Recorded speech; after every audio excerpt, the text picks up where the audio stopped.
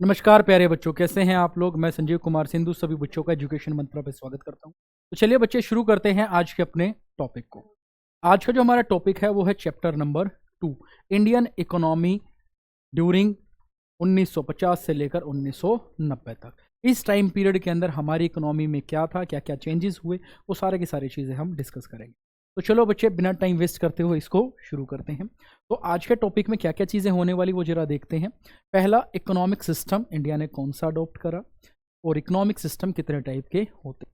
दूसरा जो है 5 ईयर प्लान्स, पंचवर्षीय योजनाएं, जो हमारे इस पूरी प्लानिंग के शॉर्ट टर्म गोल्स होते थे और कुछ हैं लॉन्ग टर्म गोल्स। उसके बाद प्लानिंग कमीशन को ऑपरेट करता था योजना आयोग, उसको रिप्लेस करके क्या आ गया था, नीति आयोग।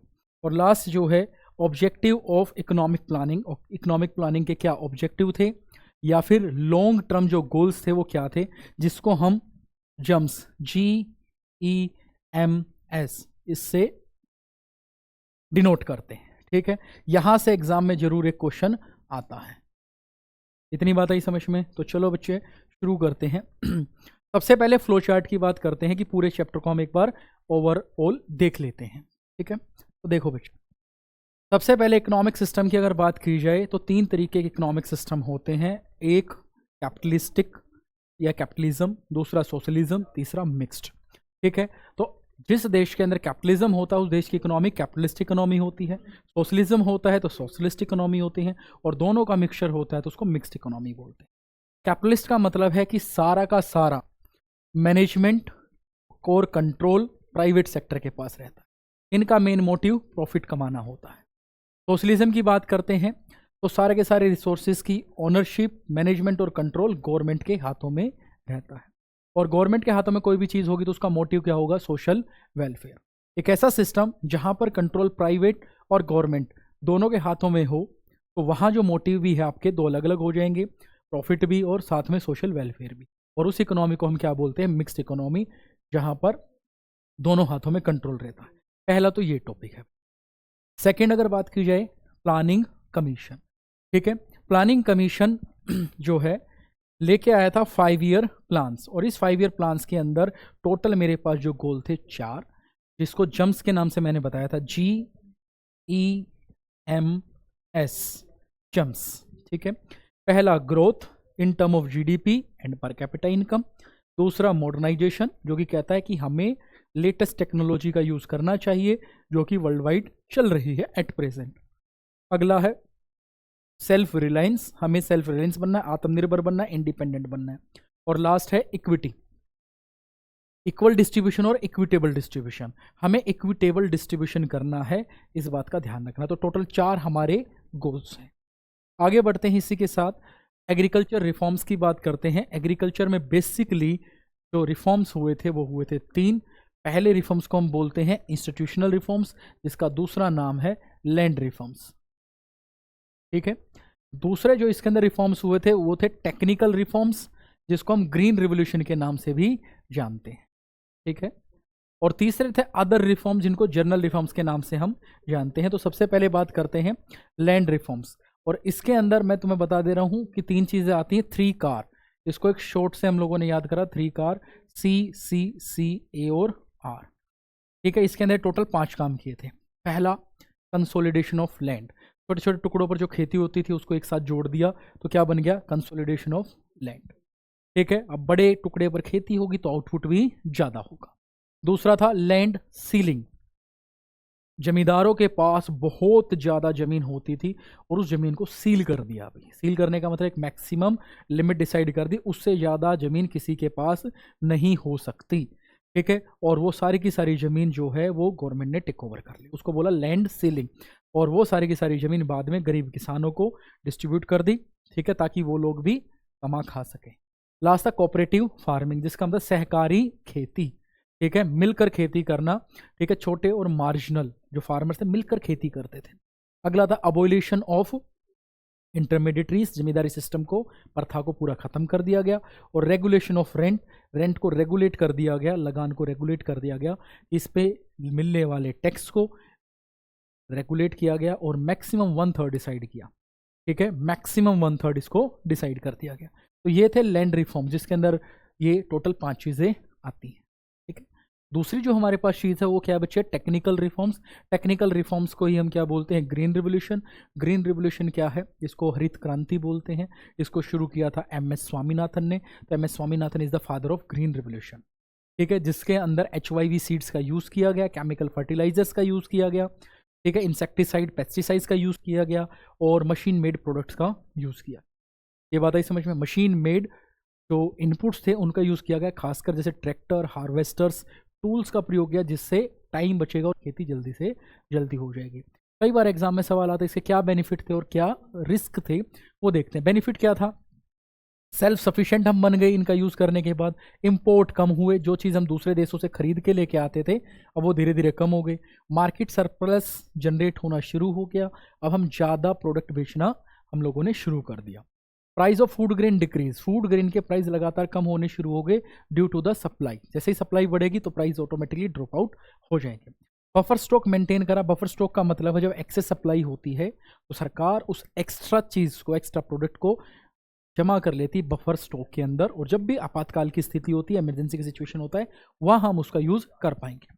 ठीक है, ये काफी इंपॉर्टेंट टॉपिक है, इसको स्टार मार्क लगा लो, आता है एग्जाम में। रिस्क अगर देखा जाए, रीजनल डिस्पैरिटी हो गई, पंजाब, हरियाणा, ठीक है, यूपी, ये कुछ ऐसे स्टेट थे जहां पर लोगों ने HYV सीड्स का ज़्यादा प्रयोग किया, इसलिए इनकी इनकम ज़्यादा बढ़ गई, तो यहाँ के जो किसान थे वो अमीर हो गए।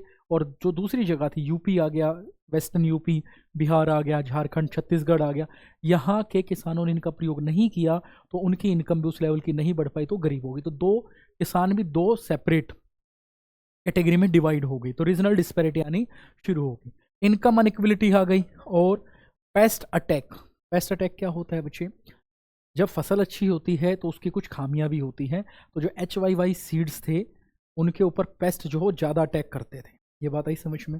तो ये था बेसिक हमारे पास एग्रीकल्चर रिफॉर्म्स के बारे में। उसके बाद बात करते हैं सब्सिडी। ये कई बार एग्जाम में सवाल आता है कि सब्सिडी देनी चाहिए या नहीं देनी चाहिए, तो इसके फेवर और अगेंस्ट दोनों में बातें होती हैं।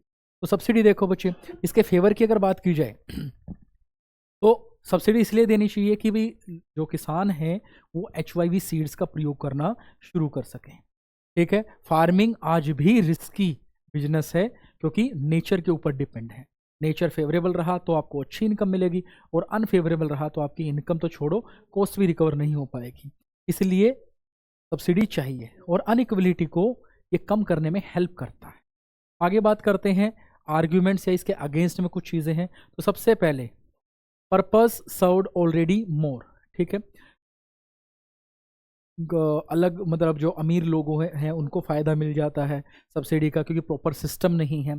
ठीक है, फर्टिलाइज इंडस्ट्री को इसका ज़्यादा बेनिफिट मिल रहा था एज़ कम्पेयर टू किसानों को। और distort price as a signals.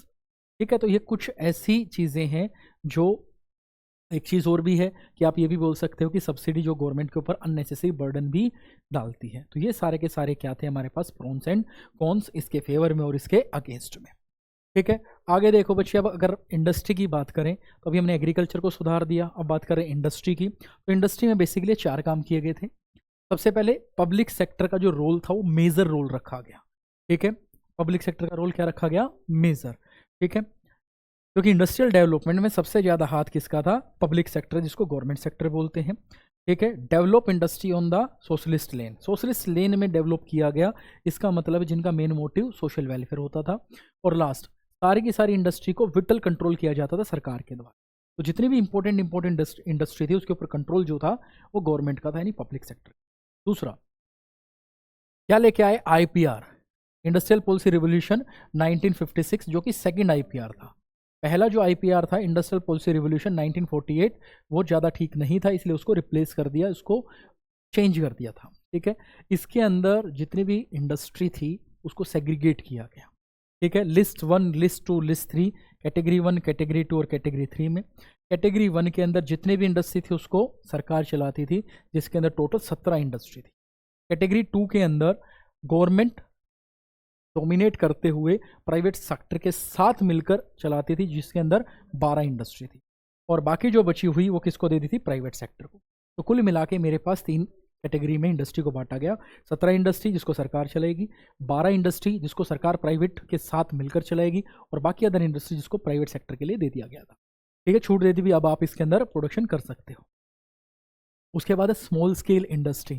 ठीक है, स्मॉल स्केल इंडस्ट्री वो इंडस्ट्री होती है 1950 के हिसाब से जिस इंडस्ट्री के अंदर 5 लाख से कम पैसा लगा था, और अभी जो है जिस इंडस्ट्री में 10 करोड़ से, जिस बिजनेस में 10 करोड़ से कम पैसा लगा हुआ है उसे स्मॉल स्केल इंडस्ट्री बोलते हैं। ये बात आई समझ में? ठीक है, क्या बेनिफिट होते हैं स्मॉल स्केल इंडस्ट्री के? और स्मॉल स्केल इंडस्ट्री को ग्रो करने के लिए कमेटी बनाई थी, कारवा कमेटी 1955 के अंदर। ठीक है, अब ये क्या काम करते हैं बच्चे? एम्प्लॉयमेंट जनरेट करने का काम करते हैं, रीजनल डिस्पैरिटी को कम करता है, एक्सपोर्ट में कंट्रीब्यूट करता है, और mobilisation of capital. Basically 3 feature इसकी होती है। पहला लोकेशनल फ्लेक्सिबिलिटी होती है, अगर कहीं काम धंधा नहीं चल रहा तो आप दूसरी जगह जाकर शिफ्ट हो सकते हो। दूसरा, ये एम्प्लॉयमेंट जनरेट करता है क्योंकि इसके अंदर लेबर इंसेंटिव टेक्निक यानी श्रम प्रधान तकनीक का प्रयोग किया जाता है, लेबर का ज़्यादा प्रयोग किया जाता है, मशीनों का कम। ये बात आई समझ में? तीसरा, ये इक्विलिटी प्रोवाइड कराता है। क्यों इक्विलिटी प्रोवाइड कराता है? क्योंकि भाई छोटे छोटे जो लोग हैं कम इन्वेस्टमेंट से अपना पैसा शुरू कर सकते हैं, और उनकी इनकम अर्न होगी तो गरीब लोगों को इनकम मिल रही है, अमीरों के पास तो पहले थी, तो थोड़ा सा गैप इनके बीच में कम हो जाता है। तो बेसिकली 3 फीचर्स हैं। अब effective of policies on industrial development देखा जाए क्या फायदा रहा है इन्हें। जीडीपी में कंट्रीब्यूशन करा इन्होंने। ठीक है, mobilisation of entrepreneurial skills through the SSI, उनके अंदर एंटरप्रेन्योर स्किल आनी शुरू हुई, छोटे छोटे बिजनेस शुरू किए गए हैं। और अगला जो है इंडियाज डेवलपमेंट ऑफ इंडस्ट्री, बहुत सारी इंडस्ट्री की छोटी छोटी इंडस्ट्री की छोटे छोटे बिजनेसेस की डेवलपमेंट होनी शुरू हो गई। तो बेसिकली ये था हमारे इंडस्ट्री से रिलेटेड। ठीक है, अब एक एक करके अपने टॉपिक्स को डिस्कस करते हैं।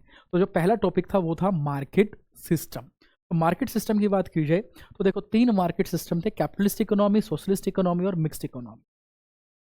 कुछ पॉइंट है जो सेग्रीगेट किए गए हैं, हो सकता है इन पॉइंट में से कोई ना कोई आपको एमसीक्यू मिल जाए।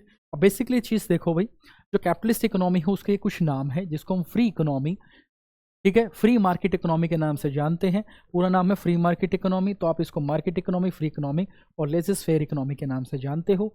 ये जो वर्ड है ये फॉरेन वर्ड है जिसका मतलब भी फ्री ही इकोनॉमी होता है। ठीक है, सोशलिस्ट इकोनॉमी जो है उसके भी कुछ नाम है। सोशलिस्ट इकोनॉमी वो इकोनॉमी होती है जिसको सरकार चलाती है कंट्रोल वे में, वहाँ एक एडमिनिस्ट्रेशन सिस्टम होता है, वहाँ वेलफेयर के लिए काम किया जाता है। तो इन्हीं शब्दों से कुछ शब्द निकले हैं, जैसे controlled economy, command economy, social welfare economy, administrative economy और सेंट्रल प्लान इकोनॉमी। ये सब नाम सोशलिस्ट इकोनॉमी के हैं। समझ में आई बात? अगली बात मोटिव की। जो कैपिटलिस्ट इकोनॉमी है उनका एक ही मोटिव होता है, वो होता है प्रॉफिट कमाना। सोशलिस्ट का सोशल वेलफेयर, और यहाँ पर दोनों के दोनों इसके मोटिव होते हैं। अगला, अब 3 चीज़ें। Primary role, primary role economic decision जैसे what to produce, how to produce और होम टू प्रोड्यूस। और तीसरा ओनरशिप ऑफ रिसोर्सेज, ओनरशिप जैसे कंट्रोल हो गया, मैनेज हो गया और ओनर हो गया। ये तीनों के तीनों काम कैपिटलिस्ट में प्राइवेट सेक्टर करते हैं, सोशलिस्ट में गवर्नमेंट सेक्टर करती है, और मिक्स के अंदर दोनों के दोनों मिलकर ये काम करते हैं। ये बात आ गई समझ में? उसके बाद बात करते हैं कि यहाँ प्राइस कैसे डिसाइड होता है। कैपिटलिस्ट इकोनॉमी में जो प्राइस है वो मार्केट फोर्सेस यानी डिमांड और सप्लाई के बेसिस पर डिसाइड होता है। यहाँ एक प्लानिंग अथॉरिटी है जो प्राइस डिसाइड करती है चीज़ों का, और मिक्स इकोनॉमी के अंदर डिसाइड कौन करता है? मार्केट फोर्सेस, और उसके अंदर इंटरफेयर जो है कम या ज़्यादा वो कौन करता है? गवर्नमेंट, जिसको प्राइस सीलिंग और प्राइस फ्लोर के नाम से हम जानते हैं। 11th क्लास में हमने ये चीज़ पढ़ी थी कि अगर कोई प्राइस बहुत ज़्यादा हो जाता है तो गवर्नमेंट उसे नीचे डिसाइड कर देती है, जिसको प्राइस सीलिंग बोलते हैं, और प्राइस बहुत कम होता है तो गवर्नमेंट ऊपर डिसाइड कर देती है, उसे बोलते हैं प्राइस फ्लोर। ये बात आ गई समझ में? ठीक है, तो ड्यूल सिस्टम होता है हमारे पास मिक्स्ड इकोनॉमी में। ठीक है, चलो अब बढ़ते हैं आगे। प्रोडक्शन किसके अकॉर्डिंग होता है? यहाँ प्रोडक्शन होगा कैपिटलिस्ट इकोनॉमी में मार्केट डिमांड के अकॉर्डिंग, सोशलिस्ट में सोसाइटी के नीड के अकॉर्डिंग, और यहाँ दोनों के अकॉर्डिंग। ठीक है, उसके बाद इकोनॉमिक्स की अगर बात की जाए तो एडम स्मिथ नाम के जो इकोनॉमिक्स थे वो कैपिटलिस्ट को सपोर्ट करते थे, कार्ल मार्क्स जो है वो सोशलिस्ट को सपोर्ट करते थे, और अमर्त्य सेन वो मिक्स इकोनॉमी को सपोर्ट करते थे, जो कि इंडिया के इकोनॉमिक्स हैं। ठीक है, जिनको नोबेल पुरस्कार भी मिला है इकोनॉमिक्स के सेक्टर में।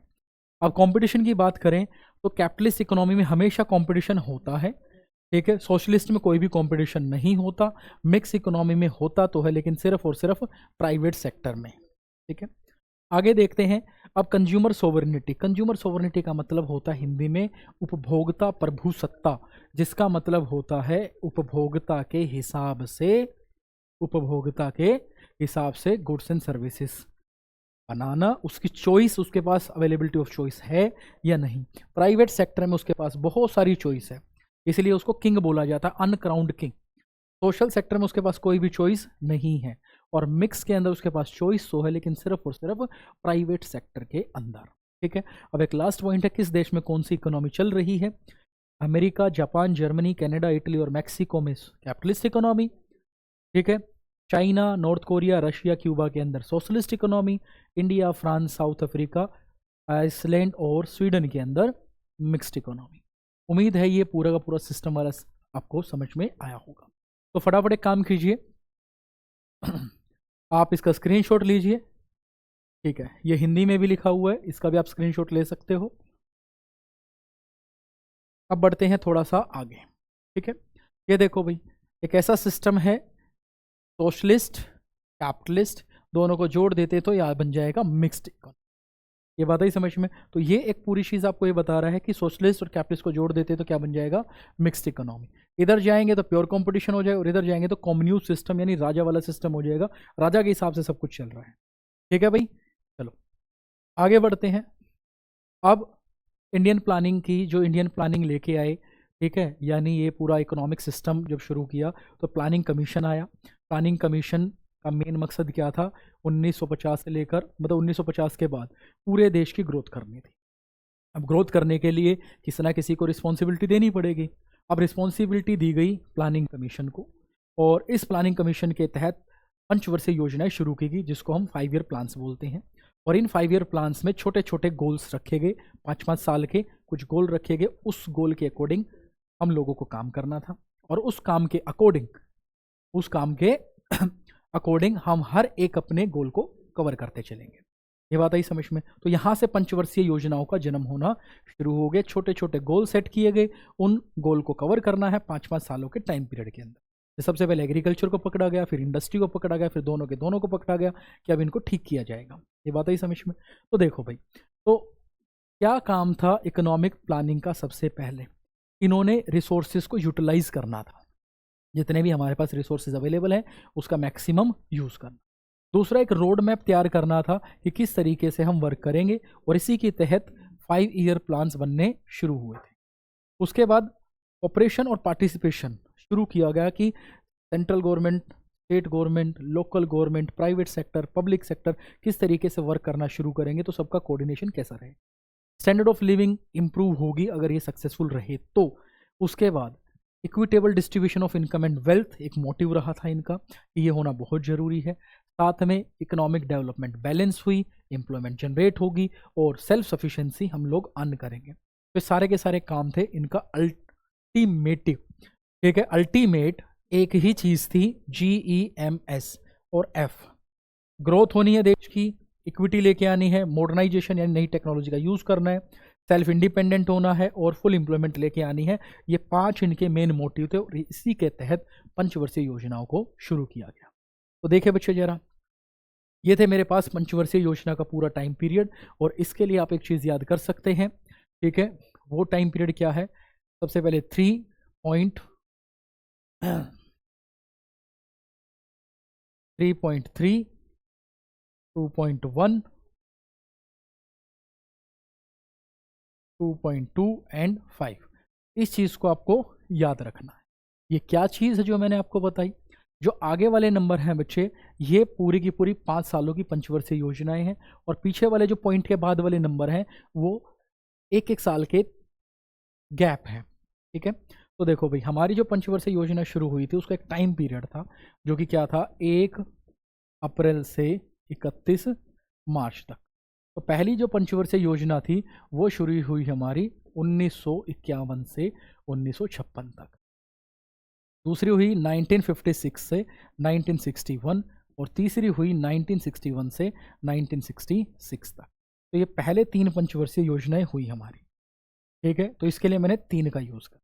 फिर 1966 से लेकर 1969 1-1 साल की 3 योजनाएं चली, जिसको हम एनुअल प्लान बोलते थे। ठीक है, तो 3.3 समझ में आया।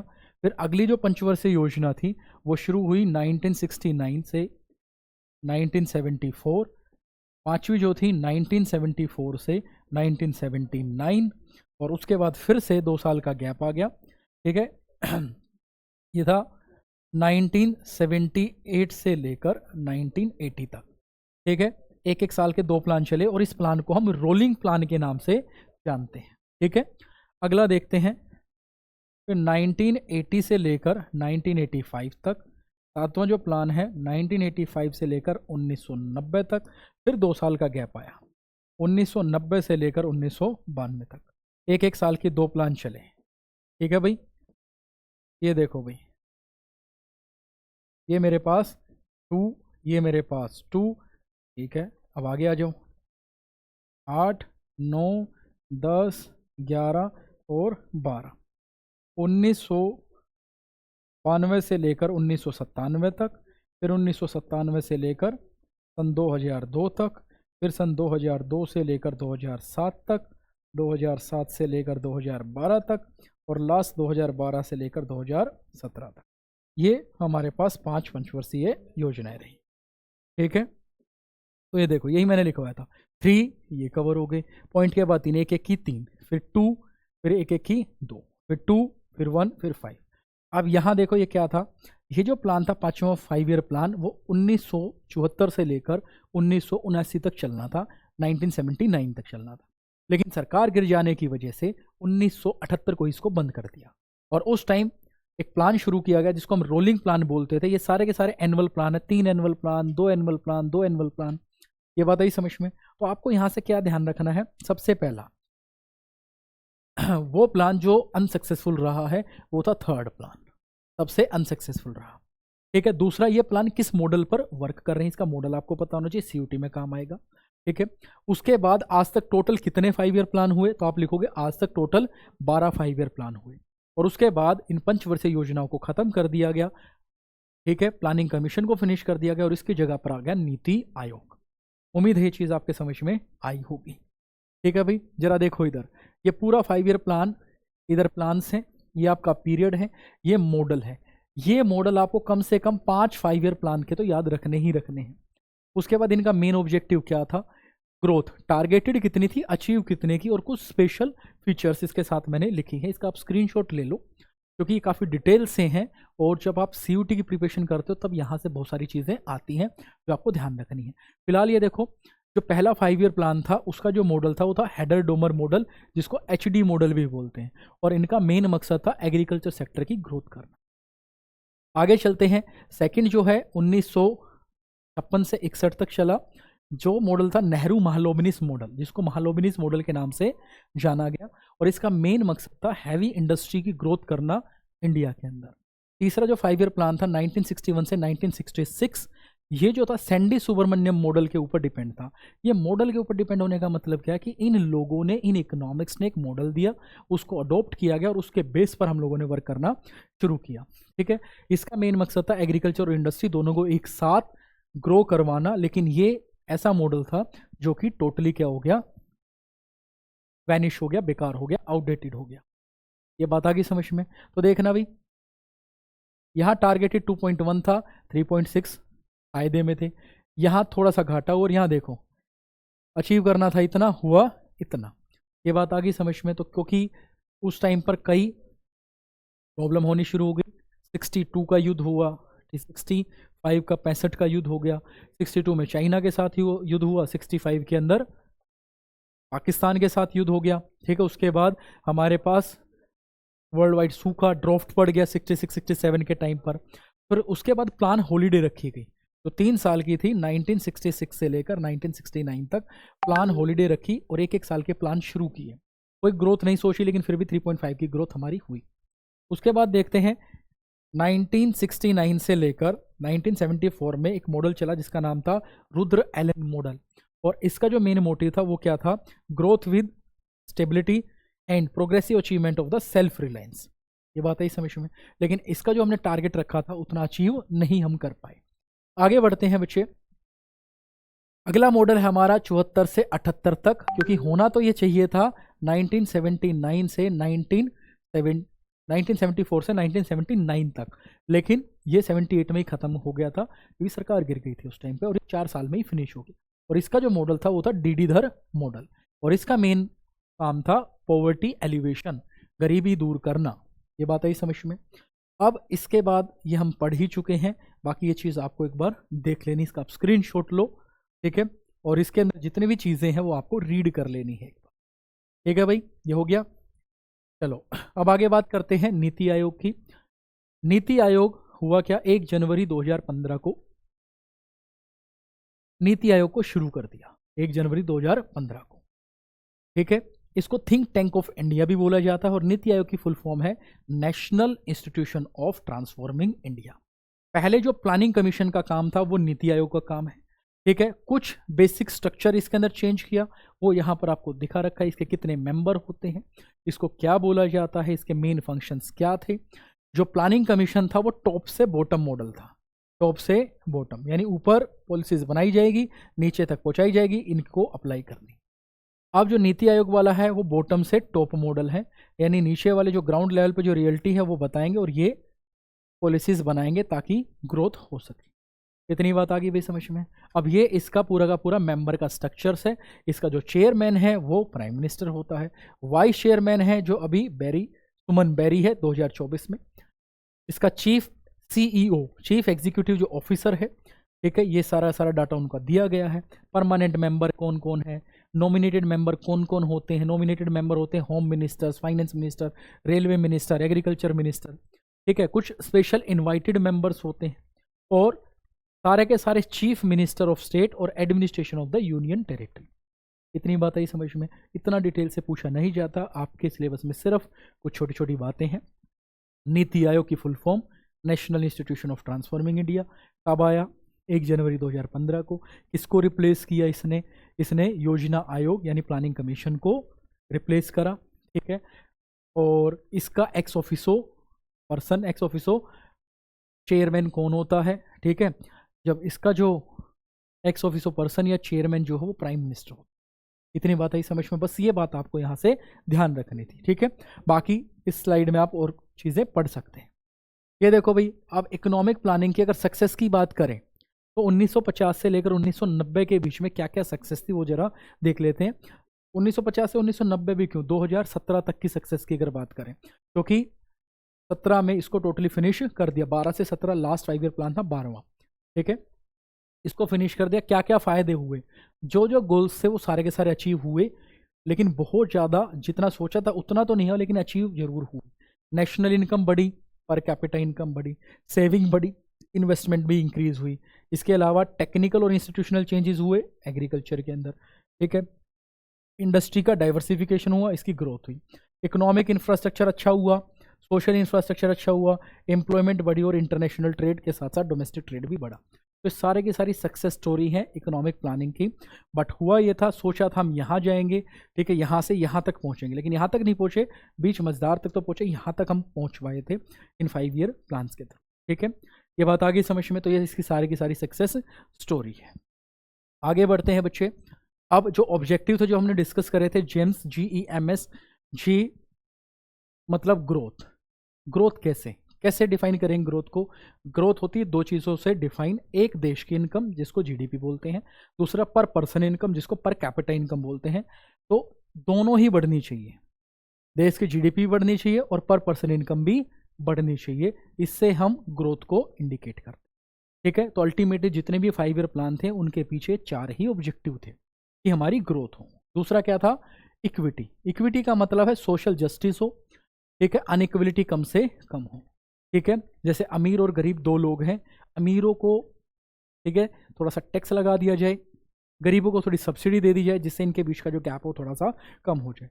जिसको ज़रूरत है उसको ज़्यादा रिसोर्सेज प्रोवाइड करें, जिसको ज़रूरत नहीं है उसको कम रिसोर्सेज या ना ही रिसोर्स प्रोवाइड करें, ठीक है।